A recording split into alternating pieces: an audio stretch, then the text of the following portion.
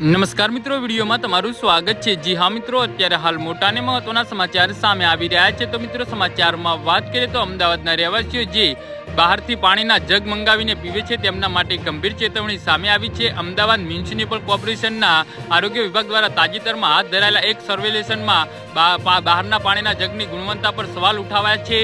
આ ચેકિંગ દરમિયાન લેવાયેલા સેમ્પલમાંથી ઘણા સેમ્પલ પરીક્ષણમાં નિષ્ફળ ગયા છે, જે સ્પષ્ટ સંકેત આપે છે કે આવું પાણી પીવાથી ગંભીર બીમારીઓ થઈ શકે છે। જી હા મિત્રો, અત્યારે હાલ મોટા અને મહત્વના સમાચાર સામે આવી રહ્યા છે।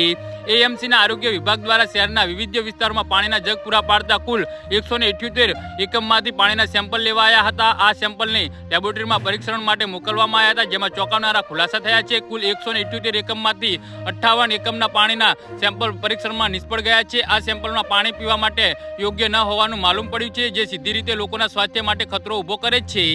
જી હા મિત્રો, અત્યારે હાલ મોટા અને મહત્વના સમાચાર સામે આવી રહ્યા છે। આ ગંભીર પરિસ્થિતિને ધ્યાનમાં રાખીને એએમસીના આરોગ્ય વિભાગે તાત્કાલિક કાર્યવાહી હાથ ધરી છે। બહેરમપુરા, વટવા, લાંબા, ઇસ્લામપુર અને ઇન્દ્રીપુર જેવા વિસ્તારોમાં આવેલા કુલ 35 એકમોને સીલ કરી દેવામાં આવ્યા છે, કારણ કે તેમના સેમ્પલ સૌથી વધુ ખરાબ ગુણવત્તાવાળા જણાવ્યા હતા। આ એકમો પર કડક કાર્યવાહી કરવામાં આવશે, જેથી તેઓ ફરીથી લોકોના સ્વાસ્થ્ય સાથે ચેડા ન કરી શકે। જી હા મિત્રો, તો આના વિશે તમારું શું કહેવું છે તો નીચે મારી કમેન્ટ બોક્સમાં જરૂરથી જણાવજો અને મારી યુટ્યુબ ચેનલને સબસ્ક્રાઇબ કરવાની ભૂલતા નહીં।